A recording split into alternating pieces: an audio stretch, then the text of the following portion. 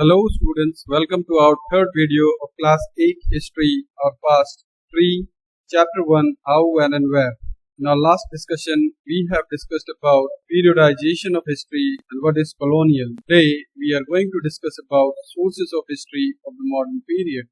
Sources are very important and they help us to know about our past. So how do we know? You have read in your class 6 history book about different sources of ancient history like archaeological sources, literary sources. Archaeological sources include remains and monuments, inscriptions, numismatics. Literary sources include religious literature, secular literature, accounts of foreigners. In your class 7 book, you have read about the sources of medieval history like the archaeological sources, literary sources, historical accounts of scholars written on paper, historical accounts by foreign travelers. Now, a question arises, what is a historical source? Its simple definition is something that gives us information about the past. It is that easy, isn't it? Well, historical sources come in two forms, primary source and secondary source. What are primary sources? Primary sources is the source which is considered from the time period, generally from a person who was present when the events occur. For example, if your grandfather fought in the Second World War and he was telling you about his experiences during the war, his stories would be a primary source as he was present during the event he was telling you about. There are many different types of primary sources. This could include a letter from someone involved in the events or inscriptions and writings on walls. Other primary sources could be a painting. Honestly, anything can be a primary source so long as it can give us information of an event or time period. Secondary sources is considered to be a source that was not present at the events that it is providing information about. For example, your history textbook is an example of secondary sources, as authors have brought together a bunch of interesting information and made it into a book. A newspaper article written by a journalist not present at the time of event and is talking about is also a secondary source. A historical movie, for example, you might have seen the movie Kesari, is also an example of secondary source. Now, let us come to the sources of the modern period of Indian history. So, the primary sources are official documents, surveys, census, and secondary sources include autobiographies, diaries of travelers and pilgrims, newspapers, etc.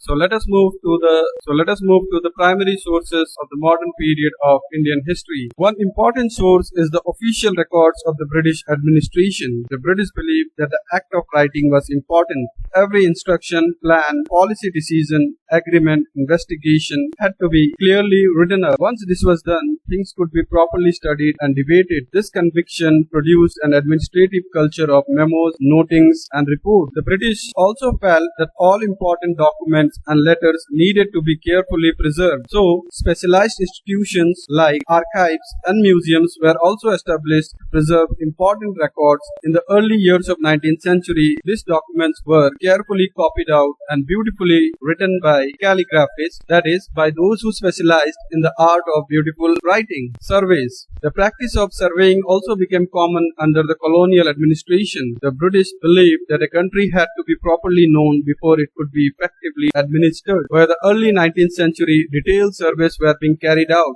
to map the entire country. In the villages, revenue surveys were conducted, like crop surveys, land surveys, mapping. The effort was to know the topography, the soil quality, the flora, the fauna, the local histories, and the cropping pattern. Census operations were held every 10 years. This prepared detailed records of the number of people in all the provinces of India, noting information on caste, religion, and occupation. The above mentioned original sources are very important and provide ample original information about the British rule in India. But these records do not always help us understand what other people in the country felt and what lay behind their actions. Conclusions arrived at by scholars and historians after studying the above mentioned original sources may be called as secondary sources or unofficial sources of information. They can be found in diaries of people, accounts of travelers, autobiographies, popular booklets sold in the market at point of time, and also through vernacular newspapers that came due to the emergence of printing press in that era. We need to look at them and then try to come up with a possible conclusion, and again all these sources, reports, documents, letters, autobiographies, newspapers were written by people who were literate. Therefore, it will be difficult to know about people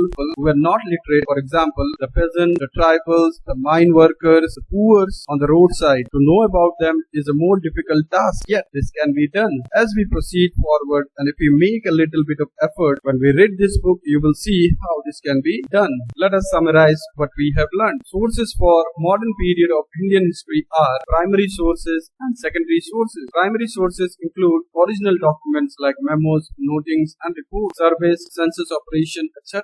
Secondary sources include autobiography, diaries of travelers and pilgrims, newspapers, popular booklets, etc.